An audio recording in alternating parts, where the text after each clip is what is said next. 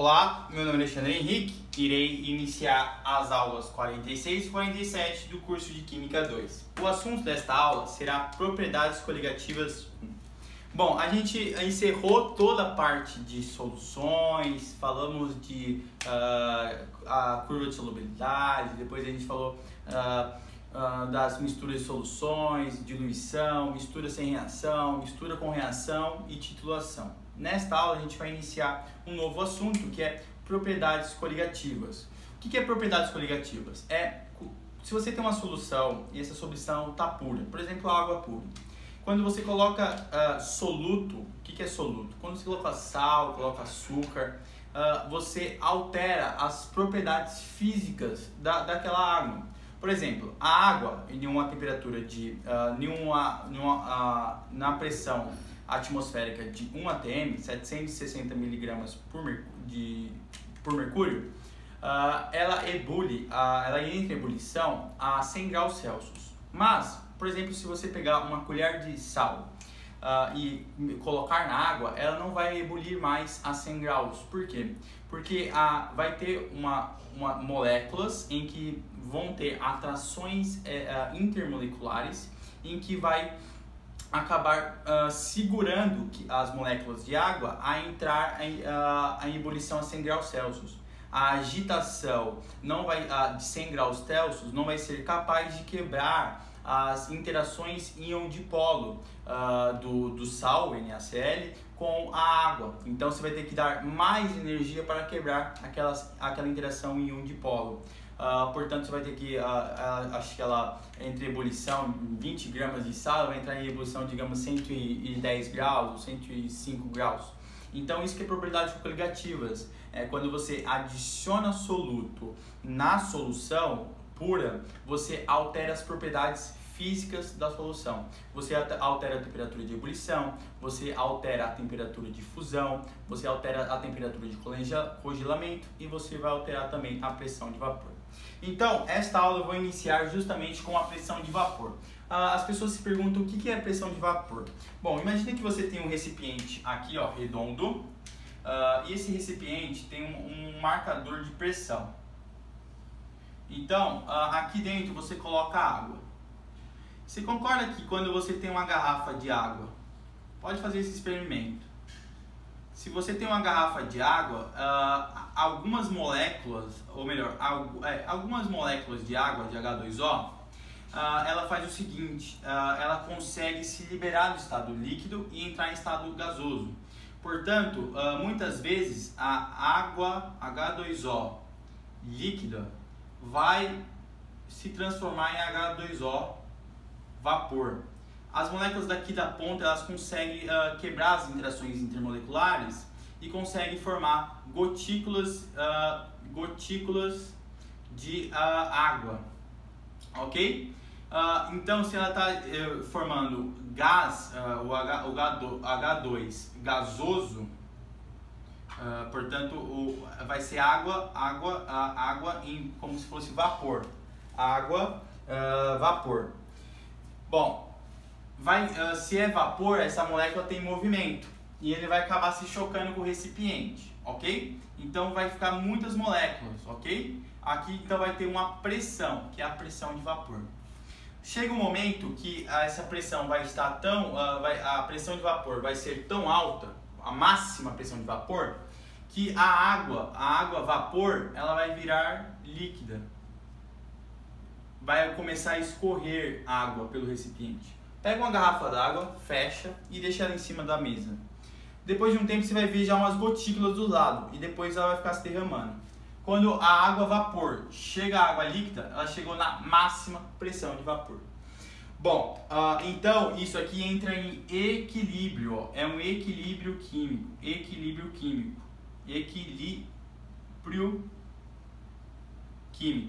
Em que a primeira água que sair virar vapor, uma outra água vai cair e vai virar líquido. E isso vai ficar constante, portanto a pressão máxima de vapor vai ficar constante. Bom, em 1 atm, vamos fazer dois exemplos. Você tem a água e tem uma pressão de vapor.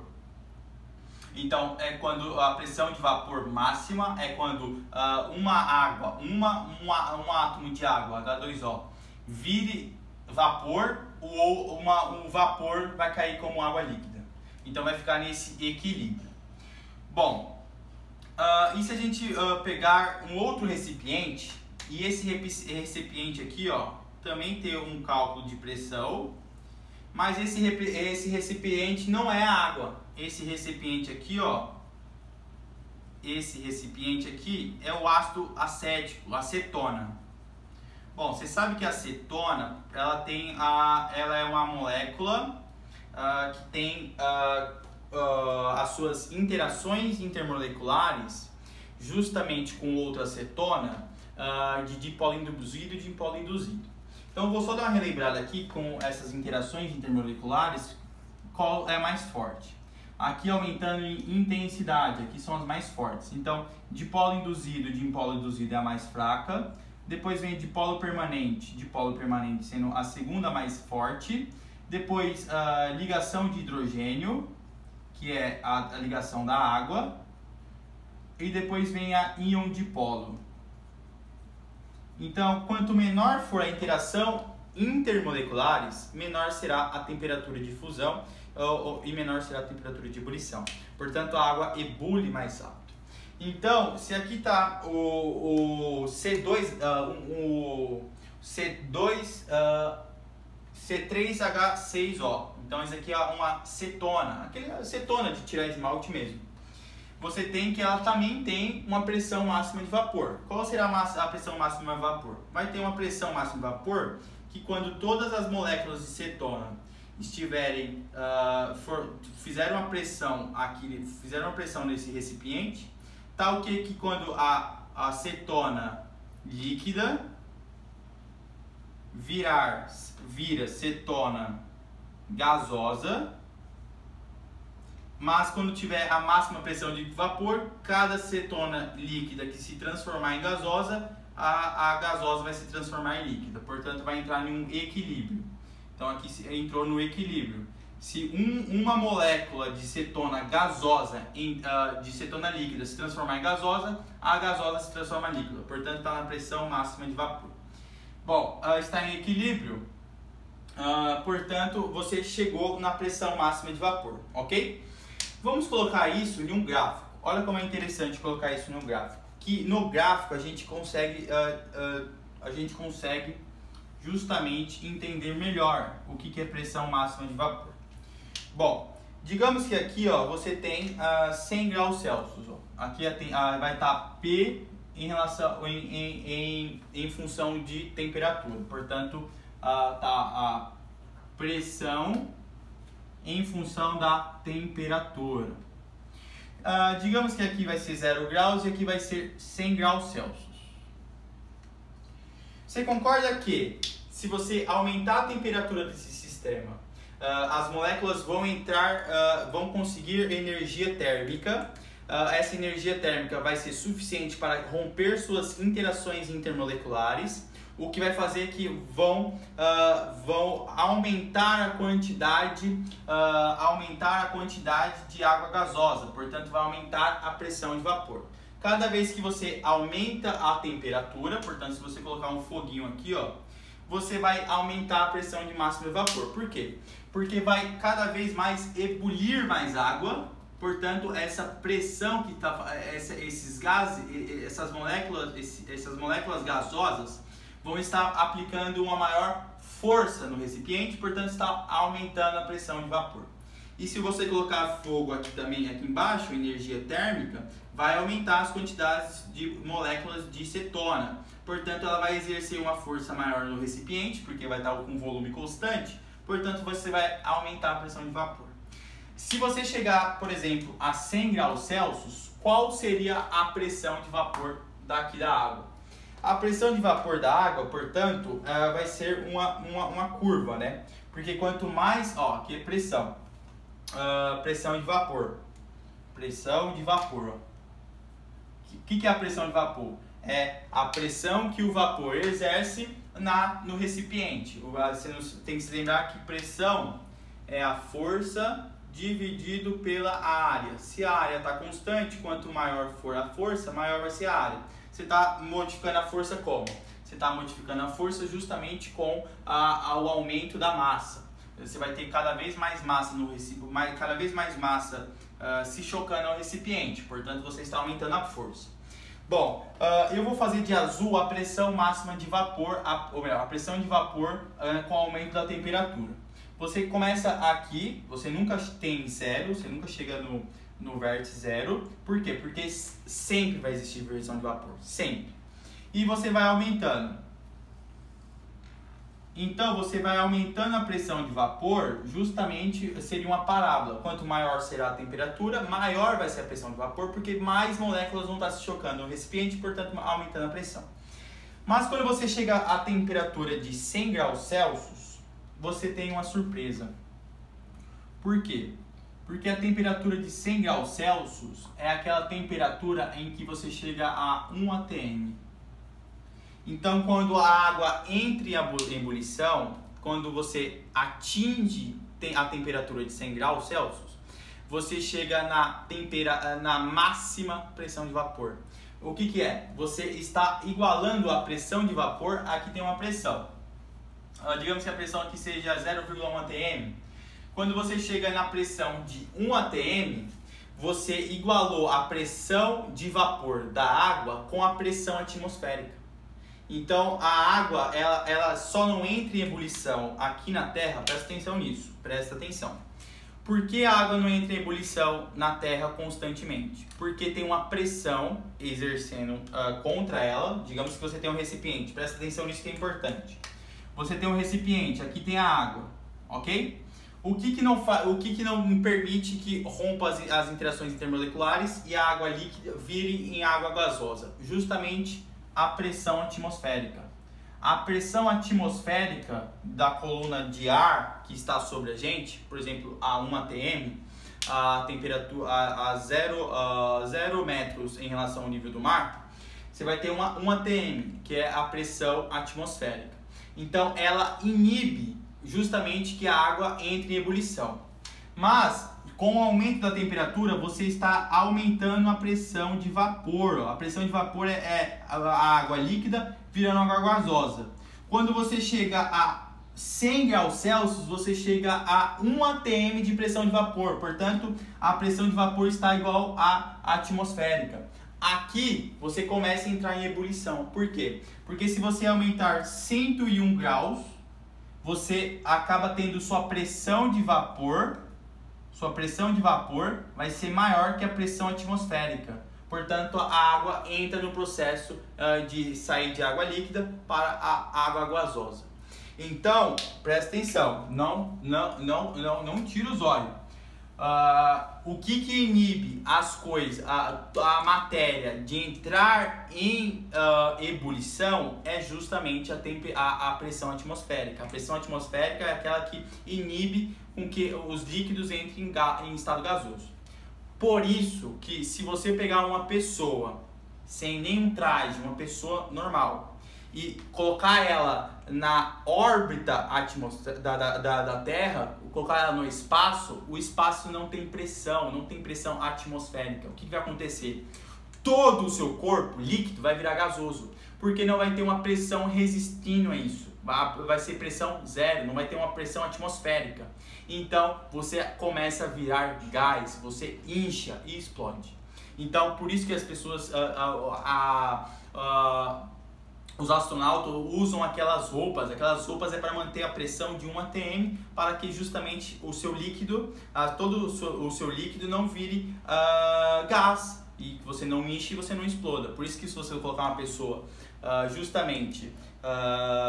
colocar a pessoa fora da atmosfera, colocar a pessoa, portanto, no espaço, ela vai explodir sem nenhum traje, além que não vai ter oxigênio também. Então, a água tem essa pressão de vapor. E quando chega a 100 graus Celsius, chega a 1 atm de pressão de vapor. Portanto, a pressão de vapor se igualou com a pressão atmosférica a 100 graus Celsius. Então, se você aumentar para 101 graus, a água vai entrar em estado gasoso. Bom, mas o que é interessante a gente notar? Qual será a curva da cetona? Por quê? Porque a cetona, você acha que vai ter uma curva abaixo da água ou acima? Você concorda que com a temperatura, por exemplo, aqui ó, de 25 graus Celsius, você vê a água entrando em vapor. Deixa lá a sua garrafa dentro em cima da mesa. A água vai entrar em vapor, mas é reduzido. Já a cetona, se você abrir a cetona e deixar em cima, quando você chegar não vai ter mais nada. Portanto, a pressão de vapor da acetona a 25 graus Celsius, ela tem que ser maior que a pressão de vapor, a pressão de vapor da água a 25 graus Celsius. Portanto, ela começa acima da água. Então, ela vai começar aqui, ó, e ela vai atingir a pressão de 1 atm com a temperatura menor que 100 graus. Ela atinge a temperatura de 1 atm, ela atinge a pressão de vapor de 1 atmosférico, justamente com uma temperatura menor, ó, uma temperatura, digamos aqui, ó, de 50 graus Celsius. Por quê? Porque as forças intermoleculares da cetona é dipolo induzido e dipolo induzido. Então, as forças intermoleculares delas é menos intensa, o que faz com que ela entre em ebulição mais fácil.